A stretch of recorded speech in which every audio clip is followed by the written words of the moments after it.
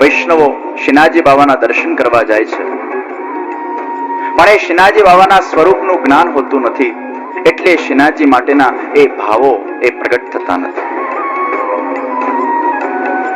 કોઈ વ્યક્તિને એમનેમ જોવું અને કોઈ વ્યક્તિને એના સંપૂર્ણ પરિચય સાથે જોવું, એમાં ફરક છે. એમનેમ કોઈ વ્યક્તિને જ્યારે જોવામાં આવે છે ત્યારે શરૂઆતમાં એ ભાવો પ્રગટ નથી થતા, પણ જ્યારે પૂર્ણ પરિચય સાથે જ્યારે વ્યક્તિને જોવામાં આવે છે ત્યારે દ્રષ્ટિકોણ બદલાય છે. કૃષ્ણ ભગવાનને તો આપણે રોજ જોઈએ છીએ. આજે હજારો લાખો વૈષ્ણવના ઘરે એ બાલકૃષ્ણલાલજી પુષ્ટ રૂપે બિરાજમાન હશે કે અપુષ્ટ રૂપે બિરાજમાન હશે. કોઈ પણ હિન્દુનું ઘર એવું નહીં હોય કે જ્યાં એ બાલકૃષ્ણલાલ એના મંદિરમાં અંદર બિરાજમાન ન હોય.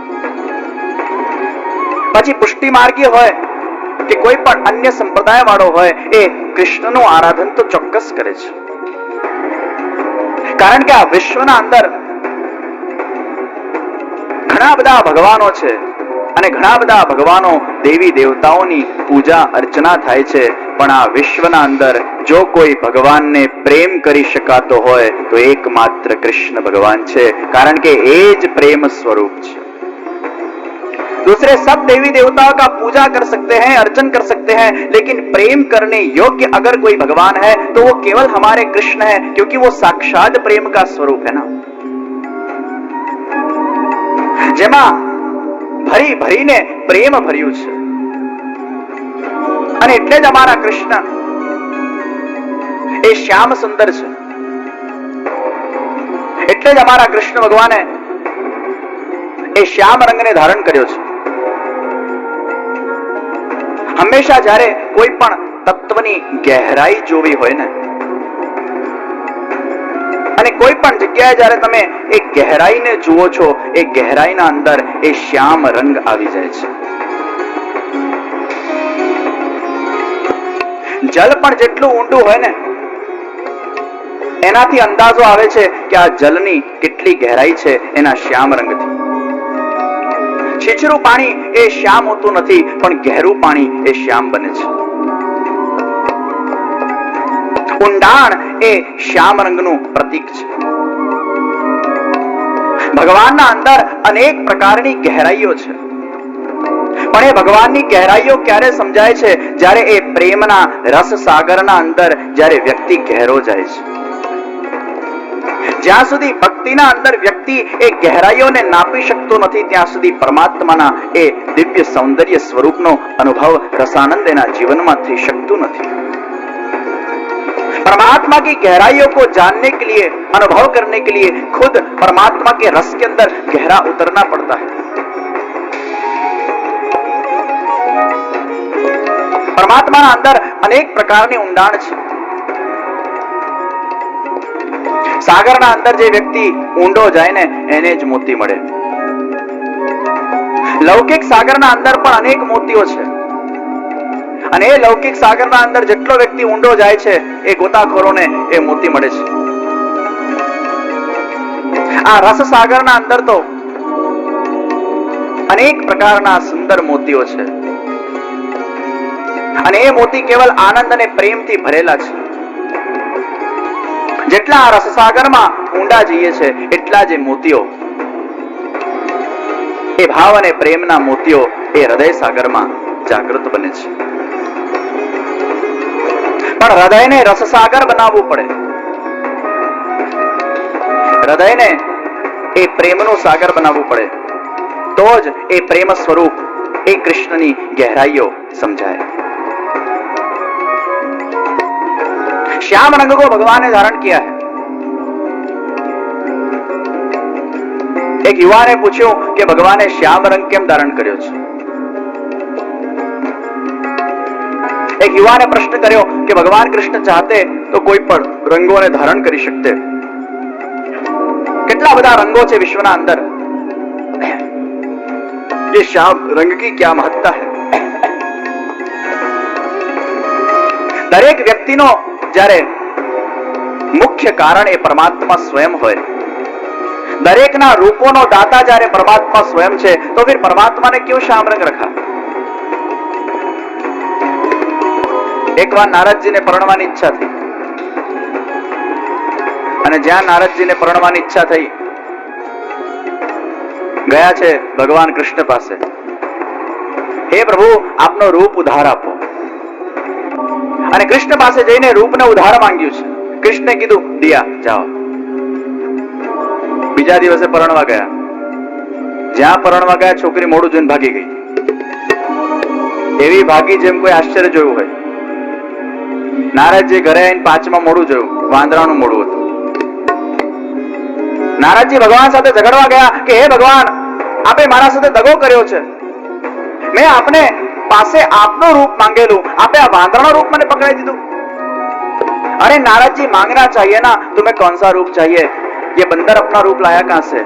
मच्छर अपना रूप लाया कहां से? कोई चींटी अपना रूप लाई कहां से? ये जितने भी पशु पक्षी विद्यमान है, जितने भी जीवात्मा इस विश्व के अंदर विद्यमान है, वो रूप लाए कहां से? वो मेरे द्वारा तो दिया गया रूप है. આ બધા જ રૂપો જે મનુષ્યને કે પશુને કે પક્ષીને કે જીવજંતુઓને જે પ્રદાન થયું છે, એ કેવલ મનુષ્યનું જ નહીં, પણ બધાનું રૂપના દાતા એ પરમાત્મા સ્વયં છે. તમે જન્મ લીધા પછી તમે તમારા જાતને કે ભગવાનને ફરિયાદ કરી શકો છો કે ભગવાન તમે આવું રૂપ કેમ આપ્યું? જે રૂપ ભગવાને આપણને આપ્યું છે એને આપણે સ્વીકારવું પડે છે. આ જીવન, આ રૂપના દાતા સ્વયં ભગવાન છે. તો પ્રશ્ન થાય, હજારો લાખો કરોડોની સંખ્યામાં જ્યારે આ રૂપનું પ્રોડક્શન ભગવાને કર્યું હોય, એમાંથી કોઈ પણ સુંદર રૂપને ભગવાન રાખી શકતે? इसमें ये श्याम रंग की क्या महत्ता है? શ્રી વલ્લભાચાર્યજી મહાપ્રભુજી સમજાવે છે કે આ શ્યામ રંગના અંદર ત્રણ અલૌકિક તત્વનું મિશ્રણ છે. પ્રેમ, આનંદ અને વિરહ. પ્રેમનો રંગ છે લાલ. લાલ રંગ એ પ્રેમનું પ્રતીક છે. લાલ કપડા એ પ્રેમનું પ્રતીક છે. અને લાલના જેટલા પણ શેડ્સ છે, એ બધા શેડ એ પ્રેમના પ્રતીક ગણાય છે. પછી એમાં ગુલાબી તમારું આવી ગયું હરીશભાઈ. હું જાણું છું આજે હોળી ઉત્સવ છે એટલે ગુલાબી પહેરીને આવ્યા છો. વસંત પંચમી ગઈકાલે ગઈ, અને વસંત પંચમીના દિવસે સૌથી પહેલા ઠાકોરજીને ચોવા ચંદનથી ખેલાવ્યા પછી કયા રંગથી ખેલાવવામાં આવે છે? ગુલાલ. એ પણ લાલ છે. પ્રેમના રંગોથી પ્રભુને રંગવામાં આવે છે. એ ગુલાલ પણ લાલ છે. પ્રેમનો ઇઝહાર પણ લાલ ગુલાબથી કરવામાં આવે છે. પ્રેમનું પ્રતીક છે. પ્રેમનો રંગ છે લાલ. આનંદનો રંગ છે પીળો, કેસરી. કેસરી કે પીળાના જેટલા પણ શેડ્સ છે એ આનંદનો રંગ છે. એટલે જ્યારે કોઈ ઉત્સવ હોય, મહોત્સવ હોય, જ્યારે કોઈનો જન્મદિવસ હોય, જન્માષ્ટમી હોય, ચાર જયંતી હોય, ઉત્સવો ઉપર એ કેસરી રંગને ધારણ કરવામાં આવે છે, કારણ કે આનંદનો રંગ એ પીળો છે, પ્રેમનો રંગ છે લાલ, આનંદનો રંગ છે પીળો, અને વિરહનો રંગ છે ભૂરો. તમે જયારે બહુ વિરહમાં હો ને ત્યારે ભૂરો રંગ પહેરજો. આ ભૂરાવાળા ઘણા બેઠા, બધા વિરહવાળા છે. વિરહનો રંગ છે ભૂરો. પ્રેમ, આનંદ અને વિરહ, આ ત્રણ તત્વ જ્યાં સંમિશ્રિત બને છે, લાલ, પીળું અને ભૂરું, આ ત્રણ રંગ જ્યાં ભેગા થાય છે, ત્યાં हमारा श्याम सुंदरનો એ श्याम रंग बने છે. इसलिए हमारे श्रीनाथजी वो श्याम सुंदर. અને પુષ્ટિ માર્ગના જે મુખ્ય ચાર સ્વરૂપો છે એ બધા જ શ્યામ છે. કૃષ્ણ ભગવાન શ્રીનાથજી શ્યામ, શ્રી ગિરિરાજજી શ્યામ, શ્રી યમુનાજી શ્યામ, અને જગતગુરુ શ્રી વલ્લભાચાર્યજી મહાપ્રભુજીનું પણ મૂળ સ્વરૂપ શ્યામ. ભલે ચિત્રોના અંદર ગૌરવર્ણ છે, પણ મહાપ્રભુજી કા મૂળ સ્વરૂપ શ્યામ. આ ચારે મુખ્ય સ્વરૂપોએ શ્યામ રંગને ધારણ કર્યા છે. પ્રેમ, આનંદ અને વિરહ. પરમાત્મા એ પ્રેમના સાગર છે, આનંદના સાગર છે, વિરહના સાગર છે. ત્રણ તત્વોનું सम्मिश्रण છે, इसलिए भगवान श्याम है लेकिन फिर भी सुंदर है और इतने सुंदर है। परमात्मा એટલા બધા સુંદર છે, શ્યામ હોઈને પણ બ્લેક બ્યુટી છે, જે કદાચ ગોરા લોકો પણ એટલા સુંદર ન થઈ શકતા હોય એટલાથી પણ વધારે અનેક કોટી સુંદર અમારા એ શ્યામ સુંદર કૃષ્ણ છે। સુંદરમાં સુંદર રૂપને ધારણ કર્યું છે, એ રસવાળું રૂપને ધારણ કર્યું છે અને એ રૂપવાળા કૃષ્ણ ભગવાન હજારો લાખો ઘરોમાં બિરાજમાન હોય છે, પણ એ રૂપને દર્શન કર્યા પછી કોઈના પણ અંદર એ રસની ઉત્પત્તિ થાય છે। તમે અગ્નિ પાસે બેસો તો તમને ગરમાટો મળે, તમે એર કન્ડિશન પાસે બેસો તો તમને ઠંડક મળે, પણ તમે કૃષ્ણ પાસે જ્યારે તમારા ઘરે બેસો છો ત્યારે આનંદ મળે છે। જ્યારે સાક્ષાત આનંદની મૂર્તિ, સાક્ષાત પરમાનંદની મૂર્તિ કૃષ્ણ ભગવાન એ સાક્ષાત સ્વરૂપે આપણા ઘરે જ્યારે બિરાજમાન હોય, અનેક ઘરોના અંદર બિરાજમાન હોય, ઉનકે સાमने जाके क्या आनंद मिलता है।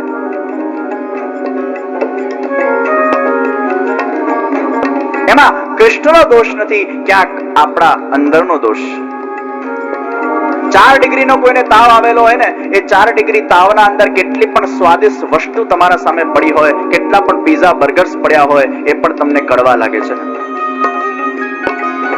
એમાં પીઝા બર્ગરનો દોષ નથી, ફરસાણનો દોષ નથી, સ્વાદિષ્ટ વસ્તુનો દોષ નથી, એ દોષ આપણા અંદર છે। આપણને આપણા વિકારોનો ક્યાંક ને ક્યાંક તાવ આવી ગયો છે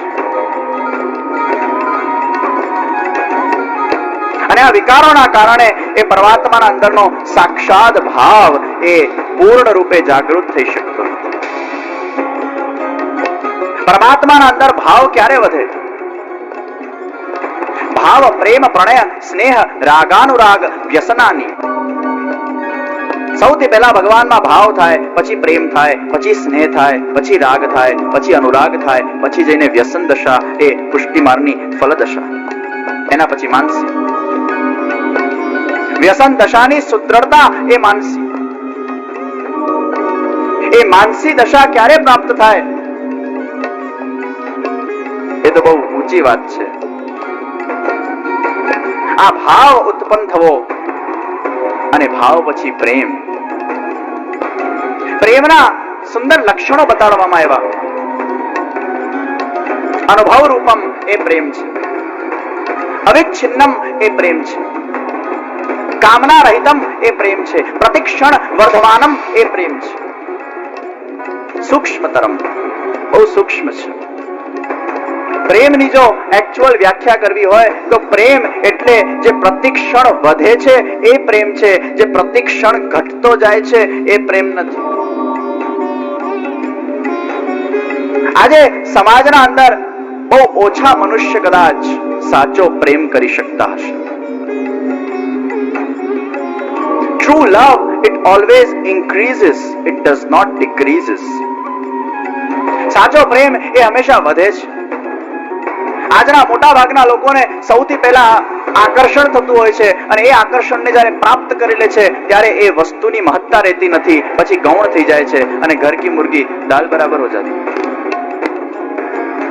પ્રેમ જો વધતો ના હોય એ સાચો પ્રેમ કઈ રીતે કહી શકાય? પ્રેમ ઘટતો જાય છે, લૌકિકના અંદર પણ અને અલૌકિકના અંદર પણ।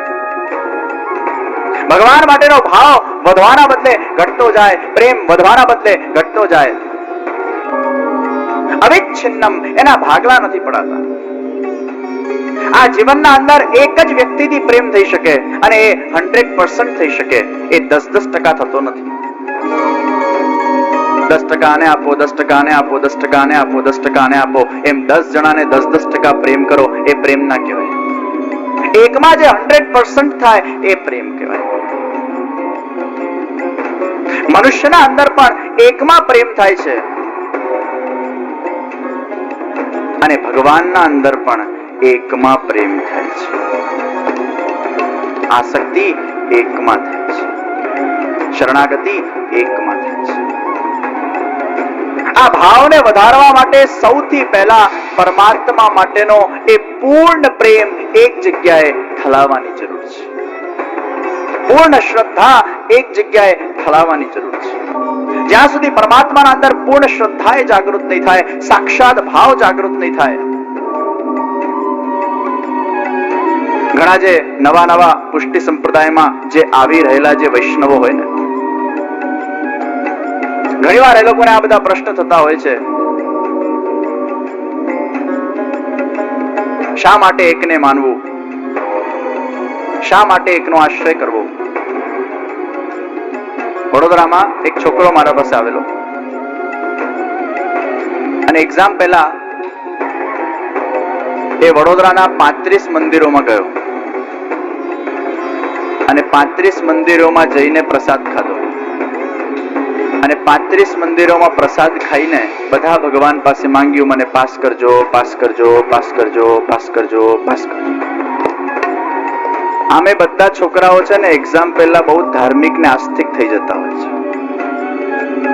મને પાસ કરજો, પાસ કરજો, પાસ કરજો, પાસ કરજો. અને થોડો ભણવામાં પણ થોડો કમજોર. મારા પાસે આવ્યો કે બરોડાના 35 મંદિરોમાં હું ગયો, પણ 35 મંદિરમાં પ્રસાદ ખાધા પછી પણ હું ફેલ થયો. મારા સાથે આવું થયું કેમ? મેં એને કીધું તું સૌથી પહેલા ક્યાં ગયેલો? એ કે છે કે મારો તો કૃષ્ણ સાથે બ્રહ્મ સંબંધ છે ને, સૌથી પહેલા શ્રીનાથજી પાસે આવ્યો હતો આપણા મંદિર, માંગ્યું મને પાસ કરજો, પાસ કરજો. મેં કીધું શ્રીનાથજીએ કદાચ વિચારી પણ લીધું હોય કે આ વખતે આના પર કૃપા કરી નાખીએ ને આને પાસ કરીએ, પણ બાજુમાં જ છે ને સ્વામિનારાયણનું મંદિર છે, એટલે શ્રીનાથજી બાવાથી દંડવત કરીને ગયો બાજુમાં સ્વામિનારાયણમાં. એટલે શ્રીનાથજીએ વિચાર કર્યો હું શું કામ ટેન્શન લઉં, બાજુમાં ગયો છે, બાજુ વાળો કરશે. સ્વામિનારાયણના બાજુમાં શંકર ભગવાનનું મંદિર, સ્વામિનારાયણ વિચારવાનું શંકર ભગવાન કરશે.